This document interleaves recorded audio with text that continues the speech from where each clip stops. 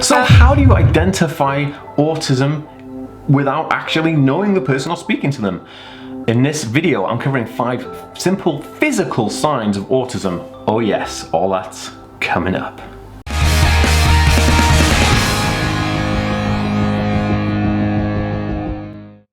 Hey guys, welcome back to the Ask Me world. My name is Dan. I have autism, ADHD, OCD and dyslexia, and I make weekly videos all about this kind of stuff. So if you're new around here and you'd like to learn more about autism and stuff like that, then make sure to hit that subscribe button by clicking the notification bell down below. And if you're watching over on Facebook, be sure to give this page a follow. And if you're watching on Instagram, make sure to follow this account for more autism content just like this and daily life stuff from me, because, you know, it's like reality show, isn't it? Instagram. Okay guys, what's going on? Welcome back to the Ask Me world, the place where we think differently daily. What's up, different thinkers? Awesome to have you here thinking differently all the time. And if you haven't already, please make sure to download my Autism Life Hacks PDF book for free at autismhacks.net. You can do that right now. Okay, so how to identify autism with physical signs. This is super interesting because there are no physical kind of traits of autism in terms of like a physical deformity, whereas some disabilities, there are physical deformities.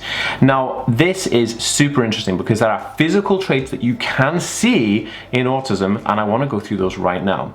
So autism is classed as a hidden disability. You know, autism is an invisible disability because there is nothing that kind of, you know, if you're looking at a wheelchair user who is in a wheelchair, then it's obvious that they're a wheelchair user because they're sitting in the wheelchair. You can physically see that, so it's not hidden. But with autism being something that is neurological and neurodevelopmental, then it has this hidden invisible disability tagline, which is kind of annoying in some respects because people don't really you know, understand you straight off the bat because they can't see it, they don't really believe it a lot of the time, which is unfortunate, but it is changing, and people doing stuff like this, like us right now, is changing the world. And if you want to be ahead of the game and change the world with me, I have an autism membership website called Level Up Autism, which you can go to levelupautism.net and get access to weekly coaching with me and monthly courses with me and a load of download information. It's super awesome, guys. We're changing the world one step at a time, one membership click at a time. So if you want to subscribe and be a member, be sure to go to levelupautism.net right now. Okay, so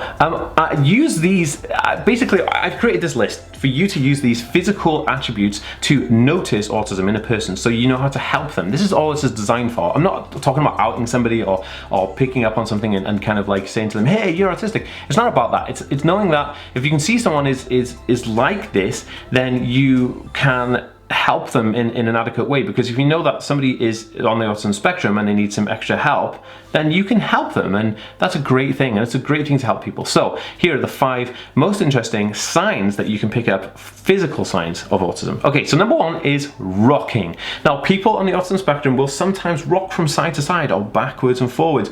This process is called stimming, which is short for self-stimulatory behaviour.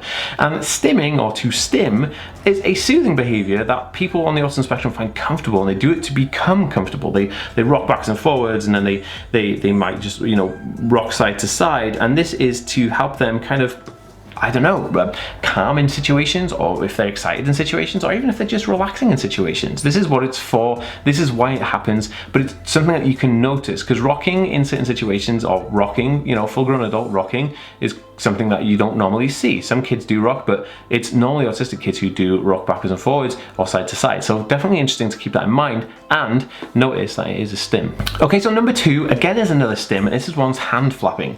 Now, you may see people flapping their hands when they're on the autism spectrum. Again, this is a self-stimulatory behavior, or a stim type behavior, which is designed to kind of keep the person calm while in a stressful situation or excited situation, because being excited and stressed kind of stimulate the same type of response in your brain. So autistic people have that same response. Hand flapping is more common in younger people on the autism spectrum, but it doesn't really go away. Sometimes autistic people, when they're older, love, you know, just still love flapping their hands, and flapping their hands is happy hands, and happy hands are good hands. And a friend of mine, Micah from the Positive Autistic and the Autistic, Positive Autism is his channel, and I'll try and leave a link for him below. He has a thing that he calls them jazz hands, and he does it all the time, and he's like, you know, he's stimming with his hands, and he calls them jazz hands, and he's a cool guy. So definitely check out his YouTube channel, man. He vlogs and stuff, and he's a really nice guy. Him and his dad are just absolute bros, so definitely check him out. And they're musicians, which is super dope. Okay, so number 3 is eye contact. Now, I talk about this one a lot. Now, autistic people don't find it easy to make eye contact, and they actually find it difficult to maintain eye contact for long periods of time.